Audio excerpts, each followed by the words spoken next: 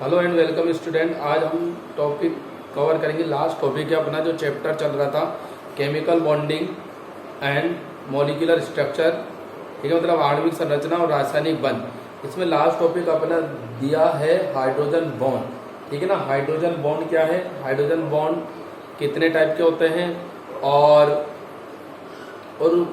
जो hydrogen bond अगर किसी कंपाउंड में बनेगा तो हाइड्रोजन बॉन्ड किस तरीके से उस कंपाउंड की जो प्रॉपर्टीज हैं, ठीक है ना, जो उसकी प्रॉपर्टीज है उसे कैसे इफेक्ट करेगा। तो ये हम सभी चीजें इसमें जानेंगे। So let's talk about hydrogen bond. First लिखिए हाइड्रोजन बॉन्ड किससे कहते हैं, मतलब हाइड्रोजन बॉन्ड है क्या, वो अपन देखेंगे, ठीक है। तो हाइड्रोजन बॉन्ड नाम से आपको पता चल रहा होगा कि यहाँ कुछ हाइड्रोजन से रिलेटेड चीज होगी, तो बिल्कुल सही है, यहाँ हाइड्रोजन से रिलेटेड ही ऑफकोर्स चीज है, मतलब हाइड्रोजन से रिलेटेड ही यह हाइड्रोजन बॉन्ड है, ठीक है।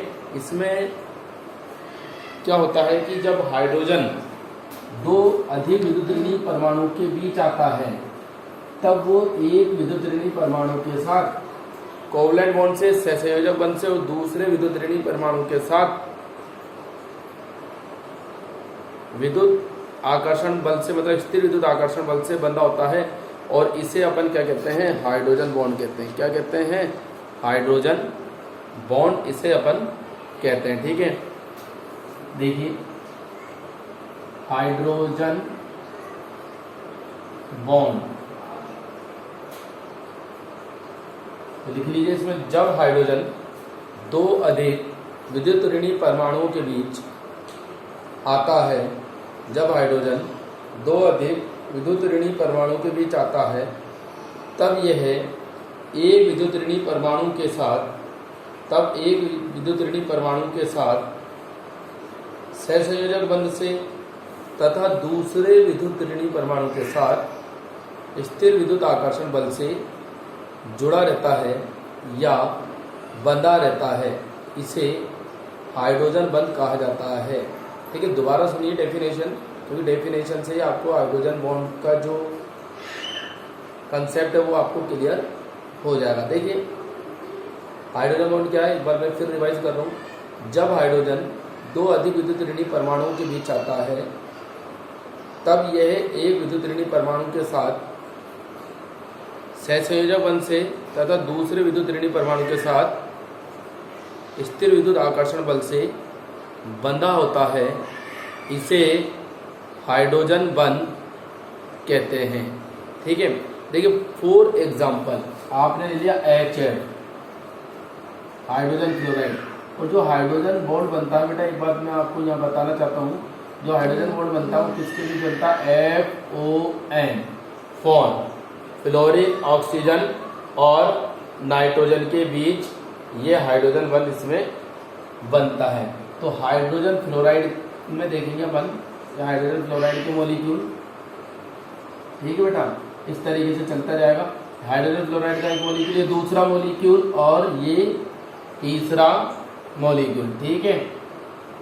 अब देखिए ये फ्लोरीन अगर इसके साथ स्थिर विद्युत आकर्षण बल बना देता है तब ये क्या कहलाएगा, अपना हाइड्रोजन बॉन्डिंग कहलाएगा, हाइड्रोजन बॉन्ड या हाइड्रोजन बंध कहलाएगा। इसी तरीके से बनाएगा, इस तरीके से ये इसमें चलता रहेगा। तो देखिए डेफिनेशन क्या है, हाइड्रोजन बंध होता क्या है कि जब हाइड्रोजन दो अधिक विद्युत ऋणात्मक परमाणु के बीच आ रहा है तो एक के साथ सहसंयोजक बंध से, दूसरे के साथ क्या स्थिर विद्युत आकर्षण बल से जुड़ा होता है, ठीक है बेटा। तो ये क्या कहलाता है, अपना हाइड्रोजन बंध कहलाता है। देखिए स्थिर विद्युत आकर्षण बल है क्या, ठीक है, क्यों है ये, क्योंकि फ्लोरीन क्या है, मोर इलेक्ट्रोनेगेटिव स्पीसीज है, और हाइड्रोजन क्या है, लेस इलेक्ट्रोनेगेटिव स्पीसीज है, ठीक है। तो इनके बीच फ्लोरीन में यहाँ क्या होगा, पार्शियल पॉजिटिव चार्ज होगा, और हाइड्रोजन में क्या होगा, हाइड्रोजन में पार्शियल पॉजिटिव चार्ज होगा और फ्लोरीन में पार्शियली नेगेटिव चार्ज इसमें प्रेजेंट होगा, ठीक है। तो पार्शियल नेगेटिव और पार्शियल पॉजिटिव के बीच क्या हो गया, electrostatic force of attraction work करेगा, मतलब ये एक दूसरे को क्या करेंगे, अट्रैक्ट करेंगे, ठीक है ना।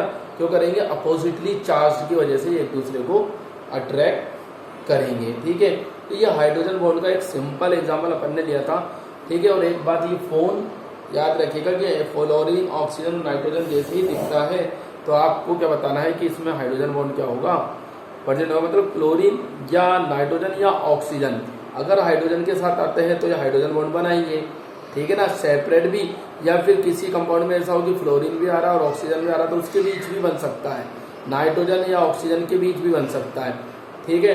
तो ये था हाइड्रोजन बॉन्ड। अब अपन बात करेंगे हाइड्रोजन बॉन्ड के टाइप की, type of hydrogen bond, hydrogen बंध के प्रकार। तो हाइड्रोजन बंध के प्रकार कितने होते हैं? हाइड्रोजन बंध के दो प्रकार होते हैं। Two type of hydrogen bond are present, ठीक है। तो टू टाइप लिख दिए, एक तो होता है इंटरमोलिकुलर हाइड्रोजन बॉन्ड और एक होता है intramolecular hydrogen bond. It is very important type of hydrogen bond because ये जो है ना ये प्रॉपर्टीज पे क्या करता है? इफेक्ट करता है। प्रॉपर्टीज पे क्या करता है? ये इफेक्ट करता है, ठीक है। जो भी कंपाउंड में अगर हाइड्रोजन बॉन्ड पाया जाता है तो वो उसकी प्रॉपर्टीज को भी क्या करता है? इफेक्ट करता है। इंटरमोलिकुलर अलग तरीके से करेगा और इंट्रामोलिकुलर क्या करेगा? अलग तरीके से उसकी प्रॉपर्टी को इफेक्ट करेगा, ठीक है। अब देखिए ये पहला फर्स्ट लिखिए इंटरमोलिकुलर हाइड्रोजन बॉन्ड, अंतर अणु हाइड्रोजन बंध, ठीक है।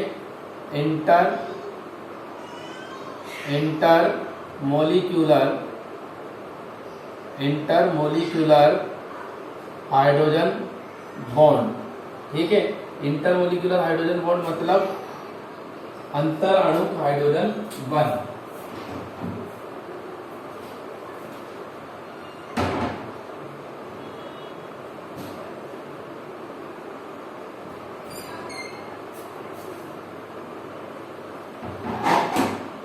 इंटरमोलिकुलर हाइड्रोजन बॉन्ड, ठीक है। अंतर अणु हाइड्रोजन बंध, अंतर अणु हाइड्रोजन बंध, ठीक है। तो जब हाइड्रोजन बंध क्या होता है? किन्हीं दो अणुओं के परमाणु के बीच बनता है तो अंतर अणु हाइड्रोजन बंध कहलाता है। तो लिख लीजिए भिन्न भिन्न अणुओं की परमाणुओं के मध्य, भिन्न भिन्न अणुओं के परमाणुओं के मध्य बनने वाला बंध, भिन्न भिन्न अणुओं के परमाणुओं के मध्य बनने वाला बंध अंतर अणु हाइड्रोजन बंध कहलाता है। When hydrogen bond is formed between two different atom of different molecule, between two atoms लिख सकते हैं, between two atoms of different molecule, ठीक है। मतलब दो अलग अलग अणु होंगे, मतलब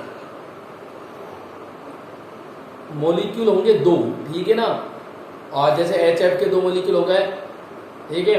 सिमिलर भी हो सकते हैं या फिर ROH और H2O का मोलिक्यूल हो गया, ठीक है। दो अलग अलग अणु, और जब एक ही अणु के दो परमाणु के बीच बनेगा, समझ लो, तो जो इसकी बात कर रहे हैं उसमें जो मोलिक्यूल होंगे ना बेटा वो डिफरेंट भी हो सकते हैं, जैसे ROH और H2O के बीच बन गया, ठीक है।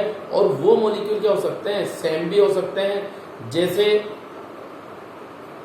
H2O के मोलिक्यूल के बीच बन गया, NH3 के मोलिक्यूल के बीच बन गया, HF के मोलिक्यूल के बीच बन गया। तो ये इंटरमोलिकुलर हाइड्रोजन बॉन्ड कहलाएगा। तो अपन इसके टाइप देखते हैं, पहले कौन कौन से हो सकते हैं बेटा। देखिए जैसे HF अभी अपन ने बनाया था,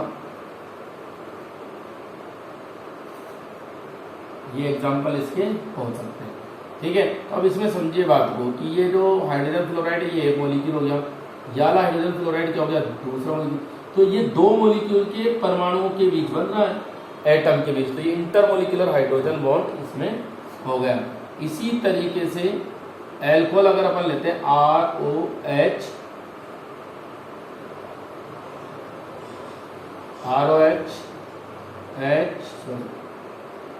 O R और H, फिर ORH, इस तरीके से बनेगा। तो ये भी इंटरमोलिकुलर हाइड्रोजन बॉन्ड है। NH3 में देखते हैं, NH3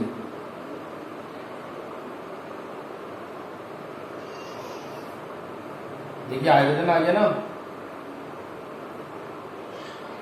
चलो इसे ऐसे लिख लो। NH3 में भी इस तरीके से इंटरमोलिकुलर हाइड्रोजन बॉन्ड फॉर्म हो सकता है। ठीक है, H2O के मॉलिक्यूल में भी हो जाएगा। H2O देखिए यहां बना देते हैं H2O, फिर ये नेक्स्ट मॉलिक्यूल के H, फिर ये नेक्स्ट मॉलिक्यूल के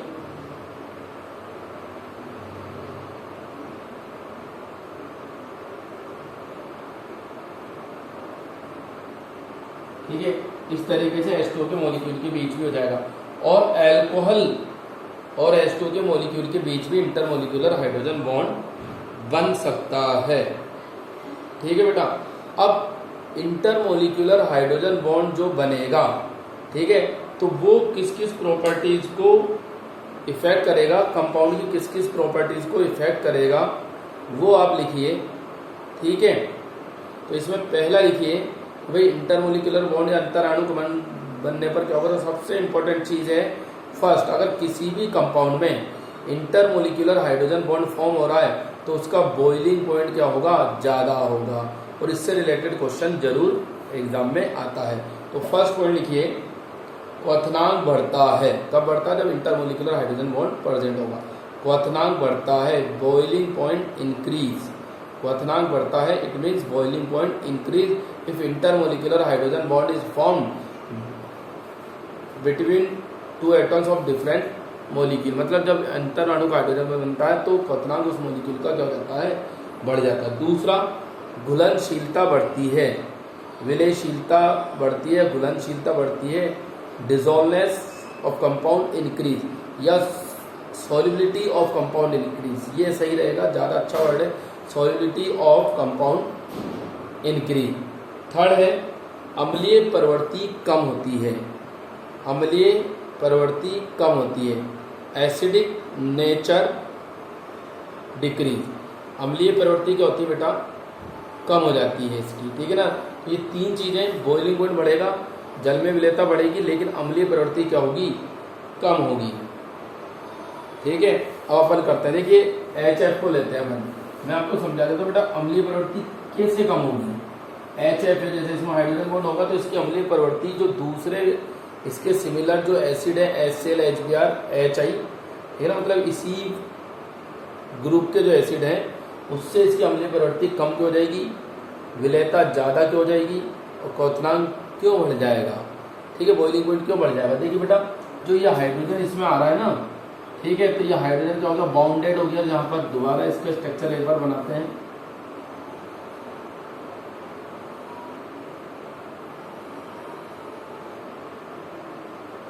ठीक है, ये हाइड्रोजन जो यहाँ आ रहा है यही तो बॉन्ड बना रहा है, यही तो हाइड्रोजन बॉन्ड बना रहा है, तो ये हाइड्रोजन फ्री नहीं है, तो ये हाइड्रोजन क्या होगा, यहाँ से अब इजीली रिमूव नहीं होगा।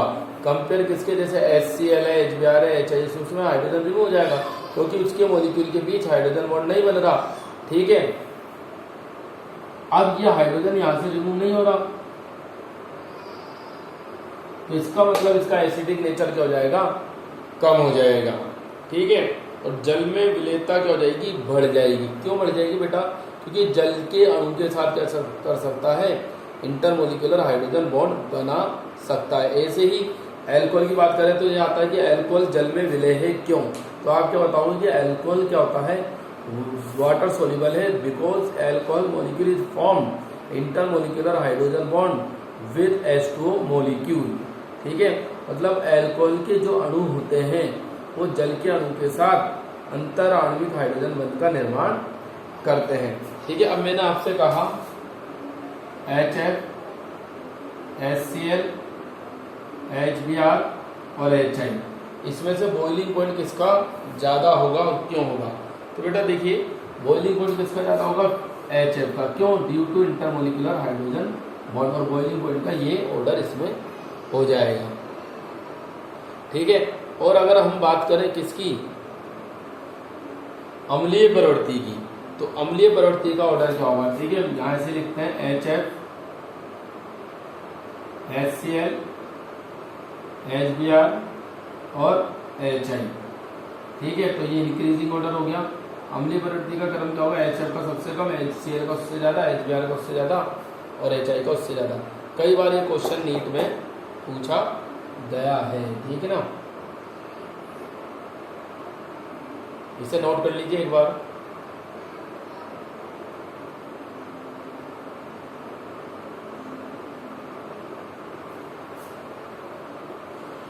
ऐसे ही बहुत से क्वेश्चन बनते हैं एल्कोहल का, फिनॉल के लिए, फिनॉल जल में मिले हैं, ठीक है ना, और एल्कोहल जल में मिले होता है, ठीक है, ये फ्लोरीन की जल में मिले तक कुछ क्या होगी, और HCl HBr HI के कंपेयर क्या होगी, ज़्यादा होगी, ठीक है। और H2O का क्वथनांक अधिक क्यों होता है, बॉइलिंग पॉइंट ज़्यादा क्यों होता है H2O का वाटर का, क्योंकि वाटर के जो मॉलिक्यूल है ना बेटा, वो मॉलिक्यूल क्या करते हैं, आपस में इंटरमोलिकुलर हाइड्रोजन बॉन्ड का निर्माण करते हैं, इंटरमोलिकुलर हाइड्रोजन बॉन्ड फॉर्म होता है उनके मॉलिक्यूल के बीच, तो इसलिए उनकी क्या हो जाएगी,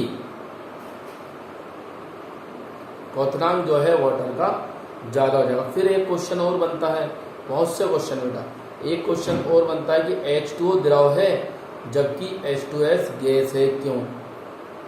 तो जो H2O है, H2 द्रव क्यों है, क्योंकि H2O में इंटरमोलिकुलर हाइड्रोजन बॉन्ड फॉर्म होता है, जिससे जो मॉलिक्यूल है H2O के जो मॉलिक्यूल हैं उनका क्या हो जाता है, संगुणन हो जाता है, ठीक है ना, मतलब पास पास आ जाते हैं, कोगुलेशन एक तरीके से हो जाता है। तो इसलिए जल के मॉलिक्यूल में हाइड्रोजन बॉन्ड पाने जाने के कारण क्या होगा, उसकी जो बॉइलिंग पॉइंट है, उसका बॉइलिंग पॉइंट क्या हो जाएगा, इंक्रीज हो जाएगा 100 डिग्री सेंटीग्रेड तक। इसका क्या होता है, जल के अणु का बॉइलिंग पॉइंट होता है, मतलब जल का बॉइलिंग पॉइंट ये होता है, ठीक है। अब नेक्स्ट जो है वो लिखिए अंत्य अणुक हाइड्रोजन बंध, इंट्रामोलिकुलर हाइड्रोजन बॉन्ड, अंत्य अणु। अब आपको नाम से समझ में आ रहा होगा कि इसमें क्या है, एक ही अणु के बीच हाइड्रोजन बंध बनेगा। तो लिखिए एक ही अणु के परमाणुओं के बीच, एक ही अणु के परमाणुओं के बीच जब हाइड्रोजन बंध का निर्माण होता है,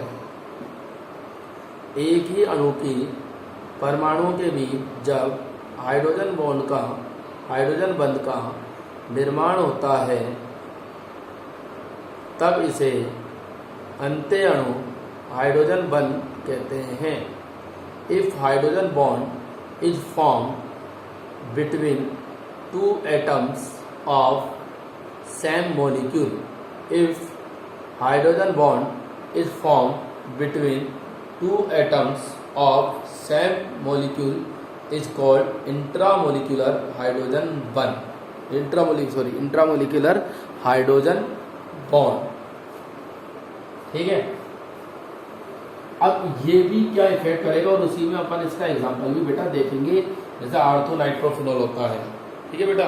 तो इफेक्ट क्या होगा इसका, जस्ट उसका क्या होगा, अपोजिट होगा। फर्स्ट दो में वहाँ इंटरमोलिकुलर में क्वथनांक बढ़ रहा था, बॉइलिंग पॉइंट बढ़ रहा था, या बॉइलिंग पॉइंट क्या होगा बेटा, डिक्रीज हो जाएगा, ठीक है। तो क्या लिखोगे, boiling point decrease, boiling point decrease, क्वथनांक घटता है, ठीक है। दूसरा क्या, घुलनशीलता कम होती है, solidity also decrease, solidity also decrease, ठीक है, घुलनशीलता क्या होती है, कम होती है। अब बात रह गई अम्लीय प्रवृत्ति की। तो अम्लीय प्रवृत्ति क्या होती है, कई बार किसी कंपाउंड में बढ़ती भी है और किसी कंपाउंड में घट भी जाती है, बट वो डिपेंड किस पे करता है कि हाइड्रोजन बॉन्ड कब फॉर्म हो रहा है, हाइड्रोजन बॉन्ड कब फॉर्म हो रहा है, आयोनाइजेशन से पहले हो रहा है या आयोनाइजेशन के बाद हो रहा है, तो वो इस पे डिपेंड करती है। तो अम्लीय प्रवृत्ति कम होती है, लिखो अम्लीय प्रवृत्ति कम होती है। तीसरा बेटा, अम्लीय प्रवृत्ति कम होती है यदि यौगिक के आयनन से पूर्व हाइड्रोजन बंध बनता है। अम्लीय प्रवृत्ति कम होती है यदि यौगिक के आयनन से पूर्व हाइड्रोजन बंध बनता है, ठीक है। तथा अम्लीय प्रवृत्ति बढ़ती है यदि यौगिक के आयनन के बाद हाइड्रोजन बंध बनता है, तथा अम्लीय प्रवृत्ति बढ़ती है यदि यौगिक के आयनन के बाद हाइड्रोजन बंध बनता है, ठीक है। तो अम्लीय प्रवृत्ति कम किस में होगी, जैसे अपन बात कर रहे हैं आर्थोनाइट्रोफिनॉल की। पहले तो ये समझिएगा,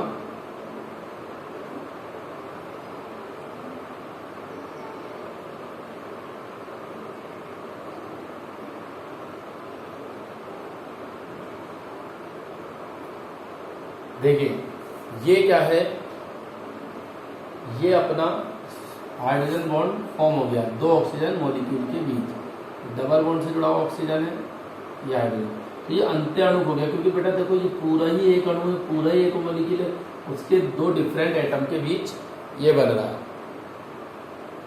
ठीक है, तो ये आयोनाइजेशन से पहले ही बन गया, तो अब आयोनाइजेशन से पहले बन गया तो मतलब ये हाइड्रोजन को क्या होगा, ये बाउंड हो गया, बॉन्डेड हो गया, तो यहाँ से हाइड्रोजन रिमूव नहीं होगा, इसलिए इसकी जो बेटा क्या है अम्लीय प्रवृत्ति है, ठीक है, इसकी जो अम्लीय प्रवृत्ति है वो क्या हो जाएगी, कम हो जाएगी।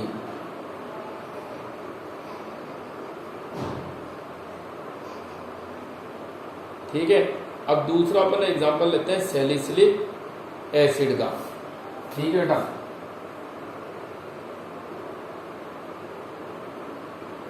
सैलिसिलिक एसिड क्या होता है, COOH बेंजीन पे और ऑर्थो पोजीशन पे OH। तो एक क्वेश्चन आता है कि सैलिसिलिक अम्ल, लिख लो सैलिसिलिक अम्ल बेंजोइक अम्ल से अधिक अम्लीय होता है, क्यों? Why salicylic acid is more acidic than benzoic acid.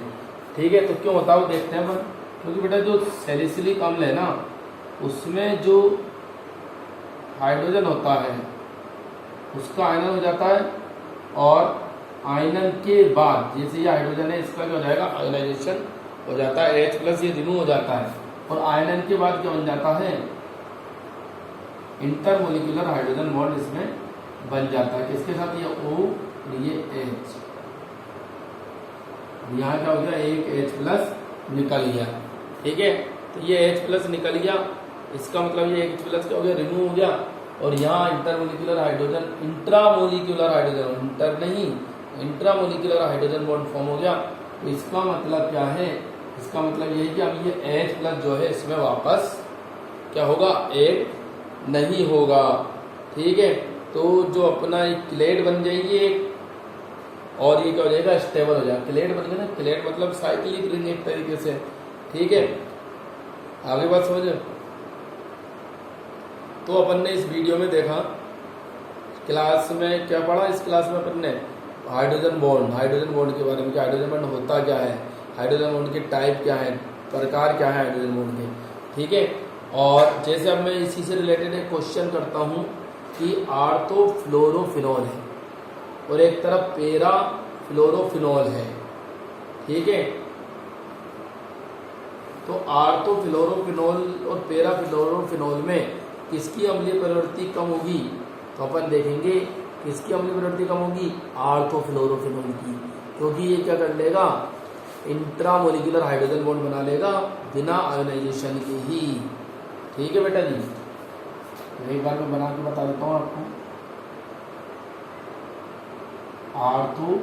ऑर्थोफ्लोरोफिनॉल ये intermolecular hydrogen, intramolecular hydrogen bond बन गया, अंतः अणु हाइड्रोजन बॉन्ड बन गया इंट्रामोलिकुलर। तो ये हाइड्रोजन अब यहाँ से रिमूव नहीं होगा इजीली, और ये अपना क्या हो जाएगा, इसकी जो अम्लीय प्रवृत्ति होगी वो क्या हो जाएगी बेटा, कम हो जाएगी। और अगर बॉइलिंग पॉइंट की बात करें तो इसका बॉइलिंग पॉइंट भी क्या होगा, कम होगा, और पेरा वाले का जो है वो बॉइलिंग पॉइंट क्या होगा, ज़्यादा होगा। तो बहुत इंपॉर्टेंट टॉपिक है, एक क्वेश्चन इसमें से जरूर आता है। ठीक है, तो वो क्वेश्चन किसी भी बेस पर हो सकता है कि किसकी अम्लीय प्रवृत्ति ज़्यादा है, एसिडी नेचर किसका ज़्यादा है या किसका कम है, या बॉइलिंग पॉइंट किसका ज़्यादा है किसका कम है, या ये कंपाउंड सोल्यूबल है और ये कंपाउंड सोल्यूबल नहीं है। अगर इन सब चीज़ों की बात करता है तो आप एक चीज़ देखना, अगर उस कंपाउंड में फ्लोरीन ऑक्सीजन और नाइट्रोजन के साथ, फ्लोरीन ऑक्सीजन और नाइट्रोजन के साथ क्या प्रेजेंट है, अगर हाइड्रोजन बॉन्ड प्रेजेंट है देन वो हाइड्रोजन बॉन्ड फॉर्म करेगा, और उसकी वजह से ही ये इसमें प्रॉपर्टी में चेंज आएगा। ठीक है, आई थिंक ये क्लियर हो गया होगा आपको आज का टॉपिक। ठीक है, इससे रिलेटेड क्वेश्चन सॉल्व करते रहिए, बार बार ये कहा जाता है। ठीक है ना, तो ज़्यादा से ज़्यादा क्वेश्चन सॉल्व करिए, हर टॉपिक से रिलेटेड सॉल्व कीजिए क्वेश्चन, और एक टॉपिक अपन कम से कम एक वीडियो में पर्टिकुलर तरीके से अपन क्या कर रहे हैं, उसे अच्छे से उसे कवर कर रहे हैं। ठीक है, ज़रूरत आपको बस इतनी है कि वो टॉपिक यहाँ समझिए और उससे रिलेटेड क्वेश्चन सॉल्व कीजिए। जेई में या नीट में आए हुए क्वेश्चन, जो भी आप ज़्यादा से ज़्यादा क्वेश्चन सॉल्व कर सकते हैं वो सॉल्व कीजिए। आज की क्लास में बस इतना ही अपन करेंगे, नेक्स्ट क्लास में इससे रिलेटेड कुछ क्वेश्चन के साथ फिर कवर करेंगे। Thank you very much.